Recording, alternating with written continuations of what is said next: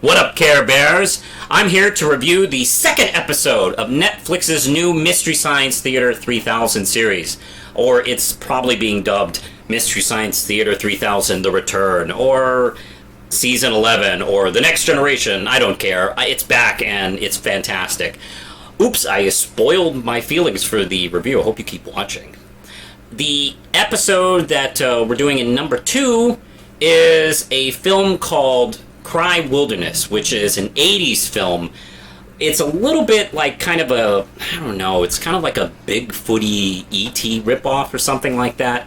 And how do I explain this film, actually?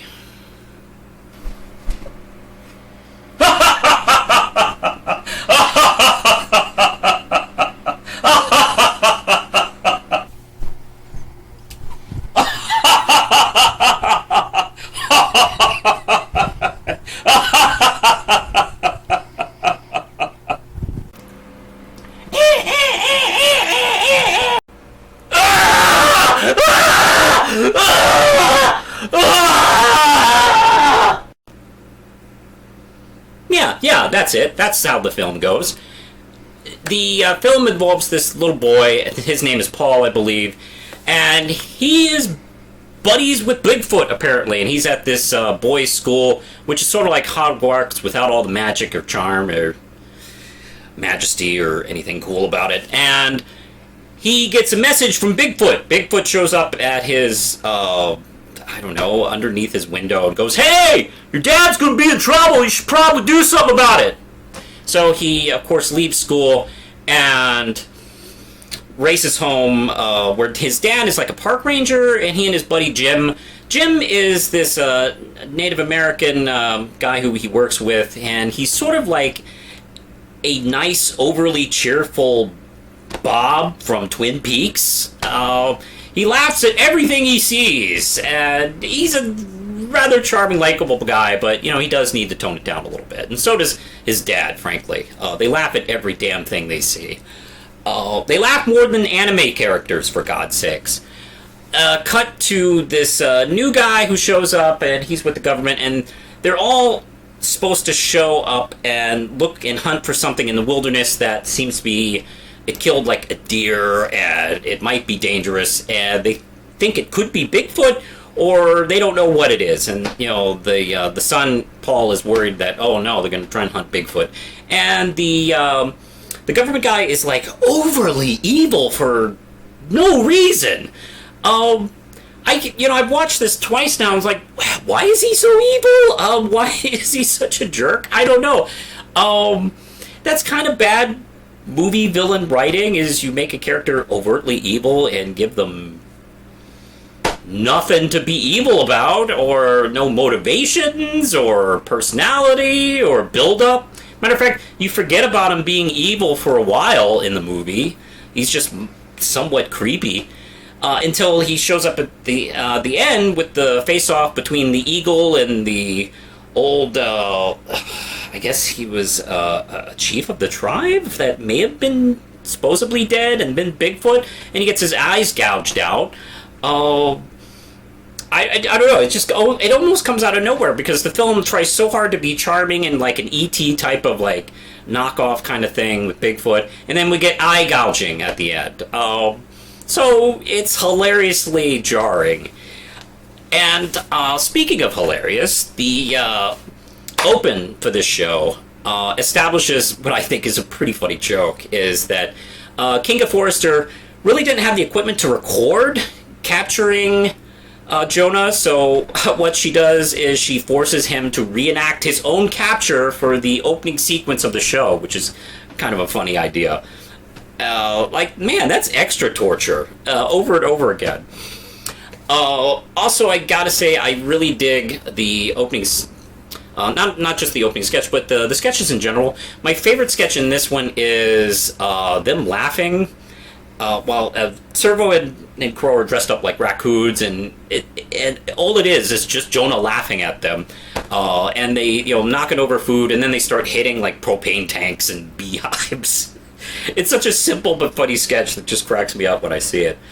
Also, I've been really warming up to Baron as Servo. One of the things that was a little jarring was, how different he is from Kevin Murphy in voice tone. Matter of fact, in the first episode, it's a little hard to make out the difference between him and Hampton as Crow. And Jonah, I think, has more distinct voice between the three of them, among the three of them. But this episode, I kind of felt myself getting a little bit more used to it. And I've noticed the riffing is a lot more smoother in this episode. And I've watched other episodes up until, I watched up episode 9 this morning. And I've noticed wonderfully that you can watch them just kind of ease into the riffing and get a little more comfortable doing it. Because this is mostly a new group doing the riffing here. And they kind of grown up watching, Best Brains do this, and now they're doing it. So it's really interesting to see them take part and do it. Because the last time we had a big change like this, it was Mike coming from behind the camera. And yeah, his first couple episodes, he was a little bit more subdued. And then, he kind of got, comfortable in it. But, he had at least been part of the show up until that point. I've been able to watch these guys kind of grow into themselves, which is really nice. It's really kind of exciting. It's seriously like watching the first season of Mystery Science Theater, because you've watched the first season of that show, and you watch, The Crawling Eye, and then you watch, Black Scorpion at the end.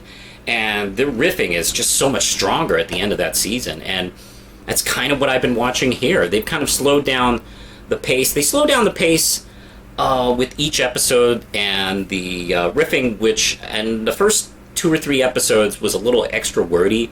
You've seen them space that out correctly, and it's just wonderful watching them learn and just grow into themselves. It's great. In this episode, they have a lot of fun with... this episode really does feel like Final Sacrifice without all the tension. And, boy, they have a lot of fun with that. Is there anything I'm missing here? No, that's pretty much it. I enjoyed this episode quite a bit. So far, 2 for 2, I loved. I would definitely give this one, 5 out of 5 Ram Chips. I don't know if I can ever give an episode less than 5. I mean, let's be honest, I love the show so much. And this one's kind of nailing it. Also, I do enjoy the Invention Exchange. It's nice to have the Invention Exchange back, incidentally. The Carville ice cream wheel is hilarious. I can't get probably because I'm a kid of the 80s, 70s, 80s. I can't get enough of Fudgy the Whale Cookie Puss jokes. It's always funny. You don't know what you're missing if you didn't see those commercials growing up. This wheel was just really hilarious. And that's kind of what I have for this episode. Tune in next time in a couple of days, and I'll be reviewing the 3rd episode of Netflix Mst3k. I've been digging it so far. What about you? Talk about it below in the comments, and I'll be talking to you later, big foots, Sasquatchies, whatever. Push the button, Lindsay. They